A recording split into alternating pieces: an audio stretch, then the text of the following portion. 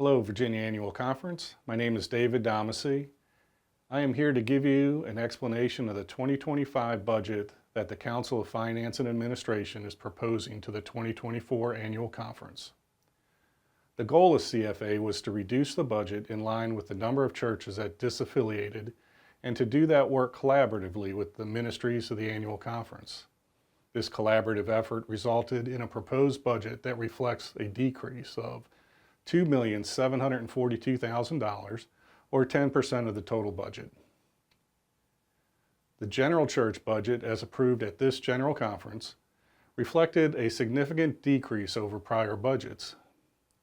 Countering this decrease is the fact that the Virginia Annual Conference is now the largest apportioned annual conference in our denomination. Our share of the general church budget is 4.4%.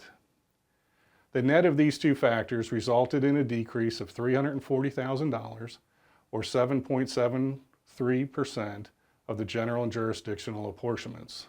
One of the biggest contributors to the overall decrease was a 10% decrease in active and retired clergy health plan costs.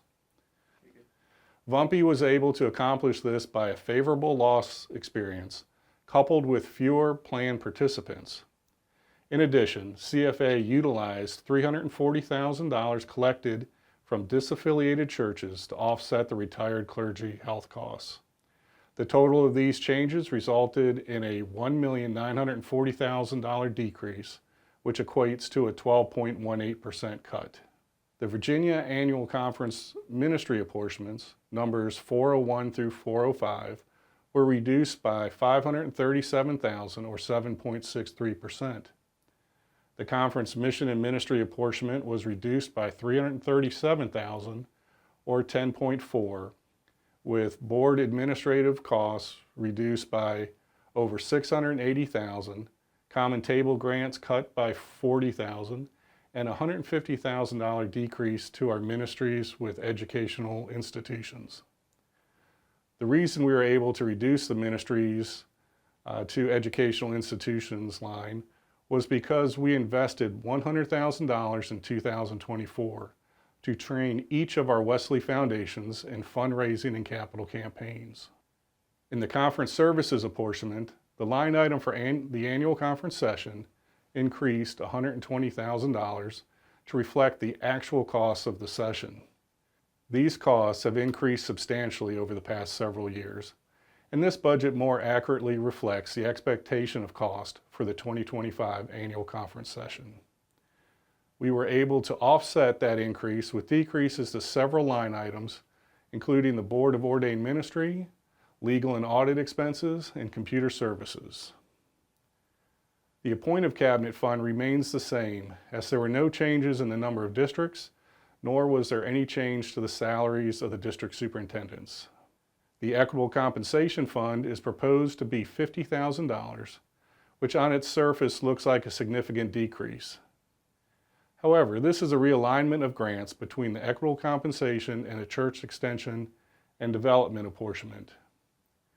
Grants related to church revitalization or made for missional purposes have been moved to the Church Development Team, the conference board that oversees the Church Extension and Development apportionment.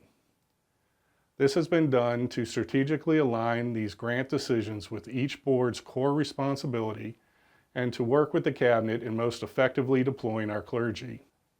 Even with this switch, the Church Extension and Development Fund apportionment was decreased by $50,000, bringing the total decrease between these two apportionments to $180,000. The reason we were able to reduce these apportionments is because churches that disaffiliated repaid their grants to the Church Extension Fund. The balance in the Church Extension Fund is currently $2.5 million. The work of the Church Development Team will not be impacted by this reduction. Budget cuts are tough, but this proposed budget reflects our commitment to our local churches and to our ministries. We do this jointly as we seek to create disciples of Jesus Christ for the transformation of the world through our local churches.